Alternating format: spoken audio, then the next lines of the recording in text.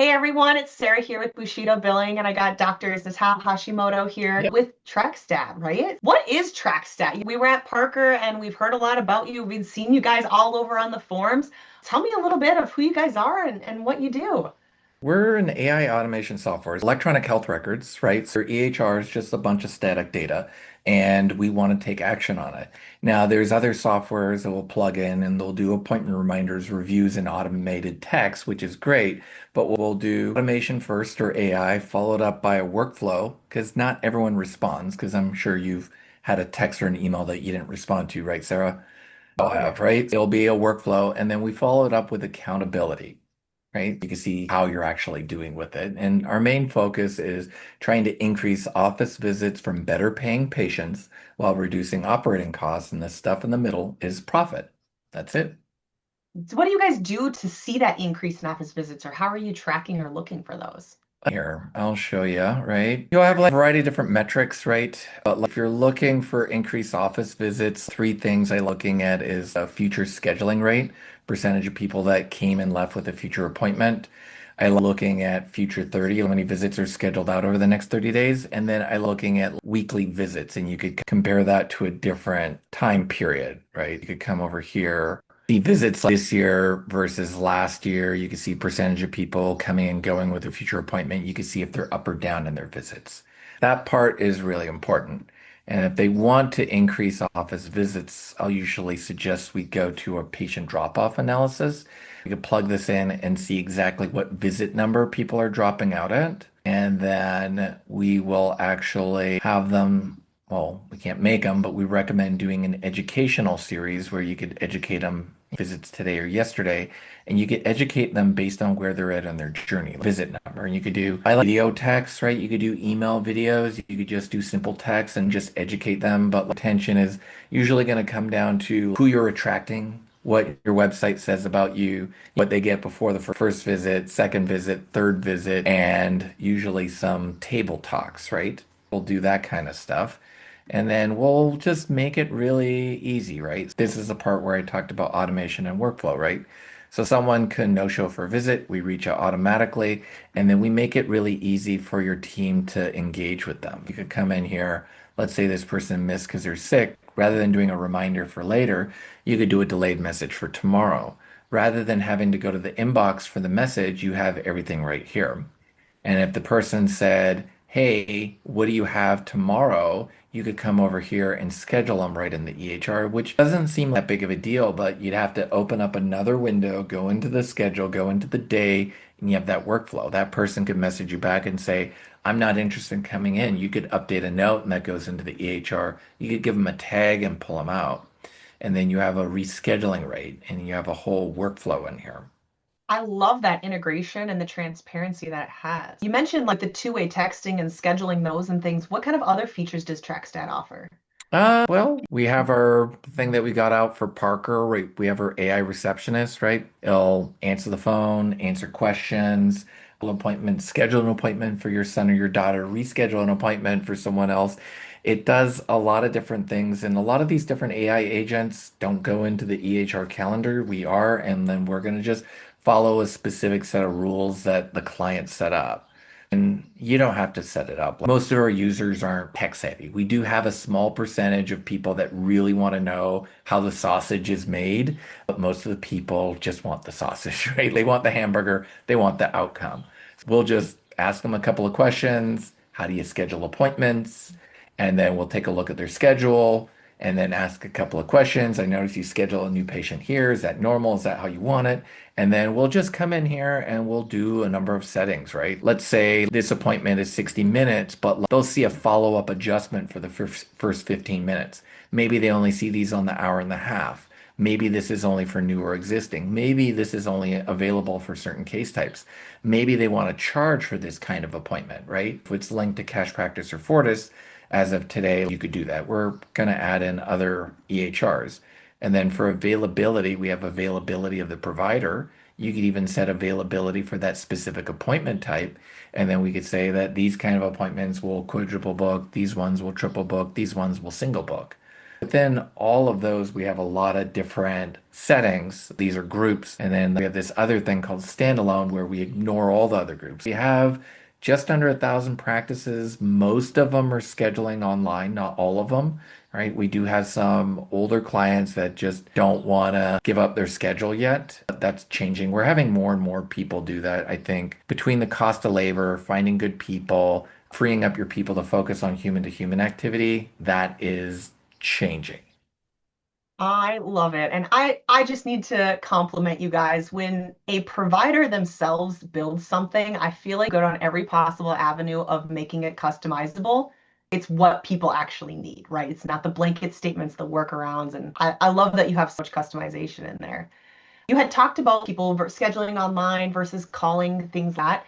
What do you guys do for tracking the stats, or if there's errors or things? How can you guys assist a clinic in monitoring those? Yeah, obviously, with the name TrackStat, right, we do a lot of stat tracking, right? It was tracking patients, tracking employees, tracking stats. Way too long of a name, so we just stuck with TrackStat. Over here, we're going to just grab a bunch of raw data out of the EHR, right? And most of the people's stats they want are going to be around a visit, maybe a unique patient, maybe a service, maybe how much they billed, collected, or charged. And then on the back end, you'll actually have three different providers, right? I had a call with one of our clients. They have a few providers, and like various reports, the numbers were all over the board, right? And he didn't want to underpay and jip his providers, right? And lose a provider. He also didn't want to overpay and asked them a couple of questions and how they applied money. We ended up doing is going with applied services by an appointment provider, and that actually, and we broke it out by the day, and he could see this is exactly what they were producing.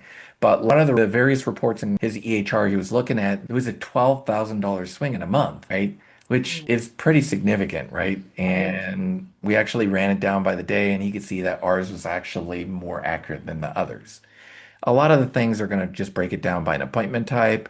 We have a lot of insurance-based practices, right? But insurance, as you know, is paying less. And one call where a guy, he wanted to see the percentage of cash services they were doing with Blue Cross patients and stuff like that. And you can see that three of the four providers were doing anywhere between 20 and 30% a cash service of their visits. And one of them was doing 0 to 2%, right? And they're seeing the same patient base, right?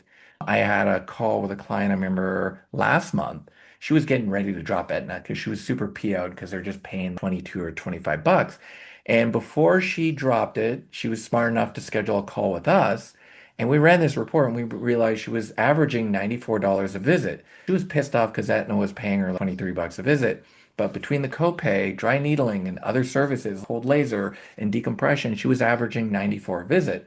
As don't let your ego be your amigo, right? It just says, like, this is a marketing company. They're getting these patients in. Yes, you're pissed off that Aetna's paying you crap, but like, you're still averaging almost what your cash rate is. I think her cash rate was 110, right? But she has to pay a marketing company to get those people in. She's probably actually making more on these Aetna patients that she's complaining about.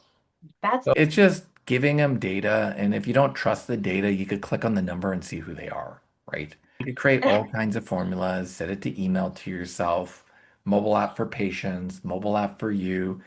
This is actually one of our popular features over here, a recall report. What we do is we look at the past scheduling habits, past payment habits, and we put ones that are more profitable at the top and less profitable at the bottom.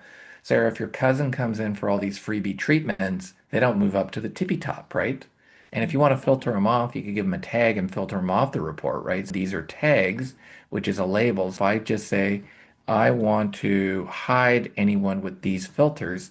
I can do that, right? It just makes it really easy. This one, a lot of billers this because you could take a look at all the visits for the day. You can see who owes money, who's not scheduled out, who's been out for a while and is due for a re-exam. You can see their credit card information here, payment information, where they're on a treatment plan. And you could actually push an alert or pop up into the EHR here. These sync with patient notes. There's all kinds of stuff, and we just find that if we can help people get more new ones, get them to finish their treatment plan, and keep them a little bit longer, you increase your visits.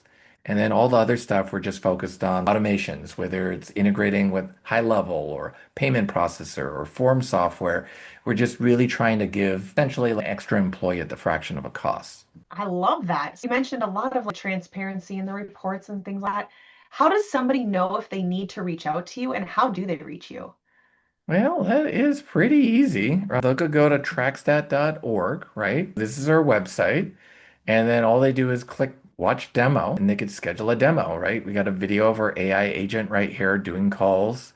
Pricing, we don't hide it, right? This is our pricing right here for month to month. And then this is our pricing for annual right here.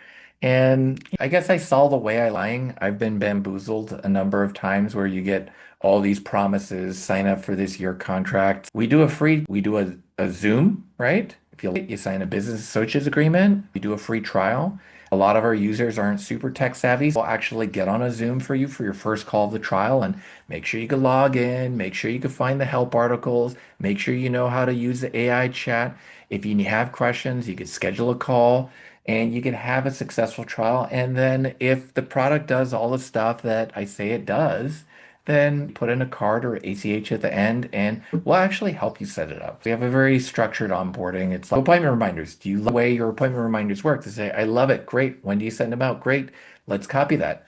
If someone says, I hate them, why are we going to copy that? Is you hate about them? Ask them a couple of questions. Okay, let's make that setting, right? Went way deeper, right? So there are appointment reminders. If you look at all the other systems that do appointment reminders, they went really shallow, right? You're going to base it off of an appointment type and a provider, but we give something called a tag. Let's say you do a reminder day before, day of, but a third of your patients don't want the day of reminder. You can't piss off a third of your patients, give them a tag and not give them that reminder. Let's say you do a reminder the day of, but a third of your patients always forget. We could give them a tag and do that. Let's say a third of your patients speak Spanish and you give them a Spanish tag and now they get Spanish reminders. Let's say it's the end of the year and you want to go through that insurance re-verification thing, bring in the card and all that nonsense that everyone has to do. It's a pain, right? So you could query a list of all your insurance patients in the last year, give them a tag, and their reminder will say, don't forget to bring in your card on the next visit. If they come in May, January, February, whenever they'll do that. As soon as they bring it in, you remove that tag or you give them another tag, and you could easily find a list of all your insurance patients that haven't had their insurance updated. Do all of those things. I have a thing in here where they have an appointment reminder that goes out in 24 hours, but some of the people call same day. If you do it with a sweep, it'll still go out. The people have multiple appointments per day. Let's say you do a massage and a chiro visit, but you don't want to send out two reminders because people don't read and they'll look at the second reminder and show up 15 minutes late. They could do this one reminder per day per patient. If they treat a ton of families and they got a mom with three kids coming in and they don't doesn't want to get three text messages, you could this option where they get one reminder per day per patient. I mean, per email. Or let's say a mom, half of your moms want those extra reminders and half of them don't. That's where the tags come in. And then with family scheduling, as long as the kids have the same email, we don't make the mom log in and out of the app to change appointments. All they do is toggle down to each of the kids. I don't know. We just tried to make it work for in practice or just even the inbox difference. A lot of times people will manage the inbox by read or unread. And a lot of people manage their inbox the same way they would manage their personal texts or emails. And read is a great strategy if there's only one person checking it. But what ends up happening is if you do it this way, someone opens a message, forgets to mark it off as unread, patient calls you back pissed off because you didn't respond to them. What we do, we have these things called conversations, and you could close it when it's done. We also can do voicemails, texts, and emails in here, right? It's kind of like a task management thing where you could text, email, schedule, make notes all in one spot. I love it. Again, the customization of being able to see what you want to see when you want or make it work for how you need in your practice. I love that.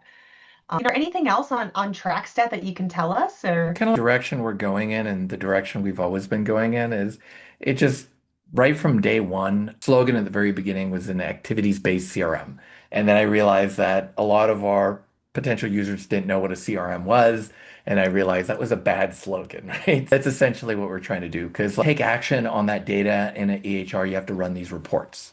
And you don't run the report, it doesn't happen. And then Once you run the report and hand it off, how do you know that Sarah or Tiffany or whoever is actually doing it? We'll do AI and automation on the front end, then we'll follow up with workflow, follow it up with accountability, and then just adding more AI to it. Next agent that we're starting to work on is an inbox agent. If an owner doesn't want to manage messages after hours on weekends, even though there is a mobile app and it's not like they're getting hundreds a day, just turn on the inbox AI agent after hours and it's going to answer questions, respond based on how you've trained it and taught it. Actually, gonna started scoping out, and maybe by the time people have it, we'll have an outbound AI agent, lead ops in, calling them, qualifying them, scheduling them, nurturing them, and getting them to come in. We're not going to adjust patients. We're not going to bill your insurance. We're not going to do your soap notes. We're not going to clean your bathrooms, but we're going to do everything in our power to increase office visits while reducing your operating costs. I love that so much. Well, thank you for sharing so much, and I really appreciate your time. Thank you for having me.